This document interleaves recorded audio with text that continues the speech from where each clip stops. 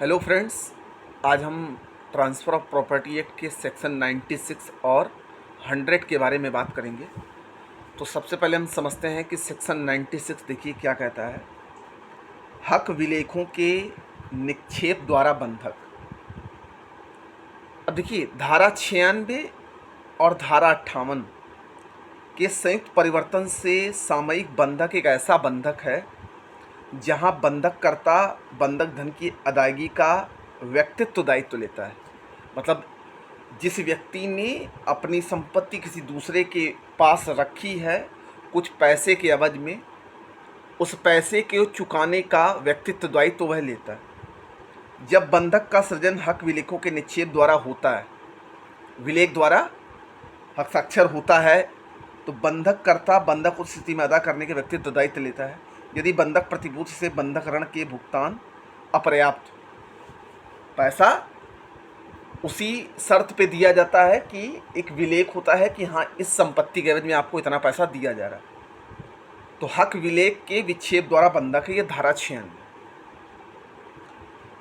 अब धारा 100 की बात करते हैं। धारा 100 कहता है चार्ज मतलब भार। तो अब ये भार होता क्या है कि जहाँ की एक व्यक्ति की स्थावर संपत्ति पक्षकारों के कार्य द्वारा या विधि की क्रिया द्वारा किसी दूसरे व्यक्ति को धन के संदाय के लिए प्रतिभूति बन जाती है और वह समयवार बंधक की कोटि में नहीं आता, वह यह कहा जाता है कि व्यक्ति का उस संपत्ति पर भार है।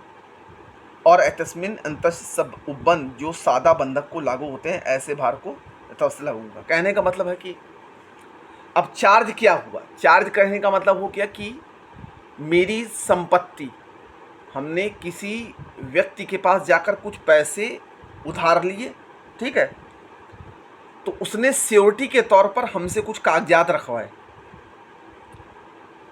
तो वह भार उसके ऊपर हो गया कि इसके कागज़ मेरे पास हैं कि ये जितनी जल्दी से जल्दी पैसा लौटाए तो इसका कागज़ हम दें। तो प्रभार बंधक की तरह कानून या संविदा द्वारा संपन्न कार्य है, धन का संदाय होता है, सब कुछ बंधक की तरह ही होता है। अंतर सिर्फ इतना है कि सब कुछ समान होते हुए भी प्रभार बंधक नहीं होता। सादा बंधक के सारे नियम ही प्रभार में लागू होते हैं, सिवाय उन बातों के जो स्पष्ट रूप से मना की गई है, जैसे न्यास व bona fide purchaser for value without notice के मामले में धारा 100 नहीं लागू होती। ठीक, अब इसको थोड़ा और डिटेल से समझते हैं। भार उस स्थिति को कहा जाता है जब एक व्यक्ति की इमूवेबल प्रॉपर्टी पक्षकारों के आचरण या विधिक क्रिया द्वारा किसी दूसरे व्यक्ति को किसी धन के संदाय के लिए प्रतिभूति बन जाता है। देखिए अब भार किस कंडीशन को कहा जाता है कि जब कोई इमूवेबल प्रॉपर्टी पक्षकारों के आचरण या विधिक क्रिया द्वारा किसी दूसरे के पास धन के संदाय के लिए प्रतिभूति बन जाती है, समयवार बंधक नहीं कहा जा सकता। ऐसी स्थिति में ये कहा जाता है कि व्यक्ति का उस संपत्ति पर भार है, व्यक्ति का उस संपत्ति पर क्या है, भार है, चार्ज है। और सादे बंधक को लागू होने वाले सारे उपबंध भार को यावशक्त लागू होंगे। भार बंधक शब्द में अधिक व्यापक है। भार जो है वो बंधक शब्द में अधिक व्यापक है। भार एक वर्गीय शब्द है और बंधक उसका केवल एक वर्ग है। देखिए भार क्या है, एक वर्गीय शब्द है, लेकिन जो बंधक है उसका केवल एक वर्ग है। यदि भार को बंधक कहा जा सके तो बंधक के नियम लागू होंगे। यदि समयवार बंधक की परिभाषा से परे तो वह भार हो सकता है। ठीक, अब भार के इंपॉर्टेंट एलिमेंट कौन से हैं? संपत्ति है, सृजन है, कर्ज या दायित्व है, प्रतिभूति है, बंधक के अंतर हैं। इस हिसाब से अब भार मतलब चार्ज और बंधक मतलब मॉर्टिजर। मॉर्टिजर के बारे में बताया जा चुका है।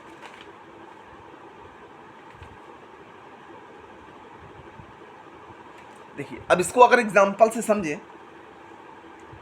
कि विक्रेता ने अपनी मोटर क्रेता को बेच दी थी। धनराशि की वसूली के बाद के साथ साथ उक्त मोटर का निर्णय के पूर्व कुर्की का आवेदन पत्र भी दाखिल किया था। विक्रेता ने अपनी मोटर क्रेता को बेच दी थी और धनराशि की वसूली के बाद के साथ साथ उक्त मोटर के निर्णय की पूर्व कुर्की के आवेदन पत्र भी दाखिल किया था। आदेश प्राप्त कर लिया था और वादी को एक तृतीय पक्षकार क्रेता का प्रार्थना पत्र पर वाद पत्र वर्णित संपत्ति का स्वामी ने कुर्की को आदेश से मोटर को नियुक्त करने के लिए प्रतिभूति के वाद पत्र में अनुसूचित संपत्ति का प्रस्ताव किया था। उन्हें न्यायालय समक्ष दूर संधि द्वारा प्रतिभूति के शोध धनराशि को वसूली के लिए समझौता कर लिया है। अब इसका मेन वास्तविक अर्थ क्या है कहने का, कि कोई विक्रेता है जिसने किसी धन की अदायगी के लिए अपना स्कूटर जो है वो एक संपत्ति के तौर पर गिरवी रखा था। अब धन की वसूली के पहले उसने क्या किया, वाद के साथ साथ मोटर के निर्णय के पूर्व कुर्की का आवेदन पत्र भी दाखिल कर दिया। ठीक है, तो न्यायालय ने ये डिक्री दी, कि देखिए समय पूरा होने से पहले आप किसी की संपत्ति की कुर्की के आवेदन को पत्र नहीं दे सकते, समय बीत जाने के बाद ही आप आवेदन पत्र दाखिल कर सकते हैं। तो ये हमारा धारा 96 और 100 था। बाकी हम मिलते हैं आपसे नेक्स्ट वीडियो।